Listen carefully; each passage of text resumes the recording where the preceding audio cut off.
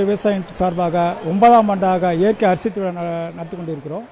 இன்னைக்கு மத்திய அரசும் பாரம்பரிய அரிசிகள், அதாவது பரம்பரை மாற்றம் செய்யப்பட்ட, அதாவது ஒரு பக்கம் பாரம்பரிய அரிசிகளை பரப்புறன்ற பேர்லயே இன்னொரு பக்கம் மரபணு திருத்தம் செய்யப்பட்ட 2 ரகத்தை இந்த ஆண்டு வெளியிட்டிருக்காங்க மத்திய அரசு. அதுக்கு 500 கோடி ரூபாய் நிதி ஒதுக்கி இருக்காங்க. இதுக்கு மாற்று நம்மளுக்கு நல்ல உணவு வேணும் என்ற அடிப்படையில் தான் ஒவ்வொரு ஆண்டும் நம்ம விழுப்புரம் ஜெயசக்தி மண்டபத்தில் நிகழ்ச்சி நடத்துகிறோம். இது 9ஆம் ஆண்டு இயற்கை அரிசி திருவிழா. அதே மாதிரி நம்ம விதை திருவிழா நடத்துவோம். இந்த அரிசிக்கு என்பது 9ஆம் ஆண்டு நடத்துகிறோம்.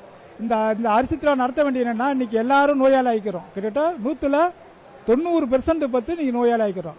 ஒவ்வொரு நோய்க்கும் ஒரு அரிசி ரகம் நம்ம பாரம்பரிய அரிசி இருக்குது. இந்தியா முழுவதும் பார்த்தீங்கன்னா 3 லட்சம் இருந்தது. இன்னைக்கு தமிழ்நாட்டில் மீட்டெடுக்கப்பட்டு கிட்டத்தட்ட ஏறக்குறைய 100கணக்கான ரகம் இருக்குங்க. அந்த ரகங்களில் இன்னைக்கு இங்கே ஒரு 20க்கும் மேற்பட்ட அரிசிகள் விற்பனைக்கும், 50க்கும் மேற்பட்ட ரகம் அரிசி கண்காட்சியும், 500க்கும் மேற்பட்ட விதை கண்காட்சியும் வச்சிருக்கிறோம்.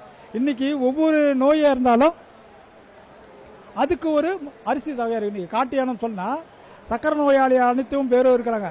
காட்டு யானை அரிசியை சாட்டாவே படிப்படியாக குறைஞ்சி சக்கரை நோய். அதே மாதிரி இன்னைக்கு ஜீரக சம்பா, ஜீரக மண்டலம் நம்மளுக்கு செரிமானம் பிரச்சனை இருக்கும், இருதய நோய் இருக்கும் அப்படின்னா ஜீரக சம்பா. அது மாதிரி இன்னைக்கு குழந்தை இல்லாமல் பாக்கியா இருக்கு அப்படின்னு சொன்னா கருங்குருவியும் பூங்காரம் சாட்டலாம். இந்த மாதிரி ஒவ்வொரு அரிசிக்கும் ஒரு மருத்துவ குணம் இருக்குன்னா பாரம்பரிய அரிசி. ஆனால் இன்னைக்கு வீரியமாக்கப்பட்ட அரிசினால எல்லாருமே நோயாளி ஆகிட்டோம். அப்போ இது மாற்றாக நல்ல உணவு வேண்டும், நல்ல பொதுமக்களுக்கு ஒரு விழிப்புணர்வு அடிப்படையில் 9ஆம் ஆண்டாக இயற்கை அரிசி திருவிழா இன்னைக்கு நடத்துகிறோம். இன்னைக்கு மதியம் உணவாக பாரம்பரிய அரிசியில் பார்த்தா குதிரவால் சம்பா கிட்டத்தட்ட 180 நாள் விளையக்கூடிய ரகம். அதே மாதிரி ஜீரக சம்பா அதில் இன்னைக்கு மதியம் உணவு போட்டோம்.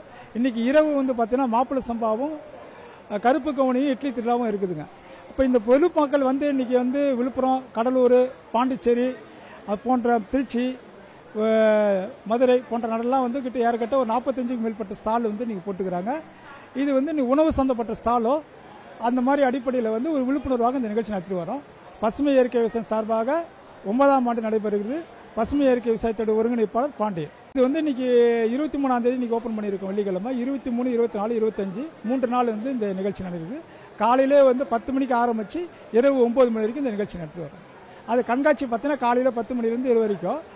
உணவு திருவிழா மதியம் உணவு பார்த்தீங்கன்னா 12லேருந்து 2 மணி வரைக்கும்.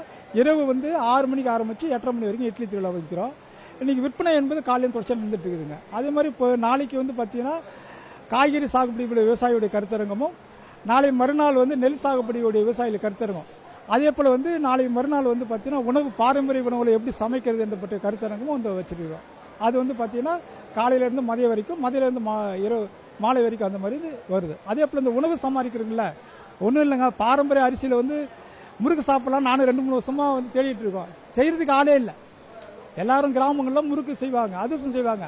இன்னைக்கு நம்ம கிராமங்களில் தேடிட்டு இருக்கிறோம். 2-3 வருஷமா செய்ய தெரியலன்றாங்க. அப்படி பாரம்பரிய அரிசிகளை சமைக்கிறது குறைஞ்சி போச்சு. எல்லா பொருளும் வேணா கடையில் போய் வாங்கலாம் இருக்கு. அப்ப நம்ம நல்ல உணவு வேணும்னா பொதுமக்கள் சமைக்கணும். அப்ப பாரம்பரிய அரிசிகளை எப்படி சமைக்கிறது என்பது பற்றியோ நாளை மறுநாள் சிறப்பு கருத்தரங்கமா இரவு மாலை 6 மணிக்கு நடைபெறுகிறது. செய்திகளை உடனுக்குடனும் துல்லியமாகவும் தெரிந்து கொள்ள சப்ஸ்கிரைப் பண்ணுங்க.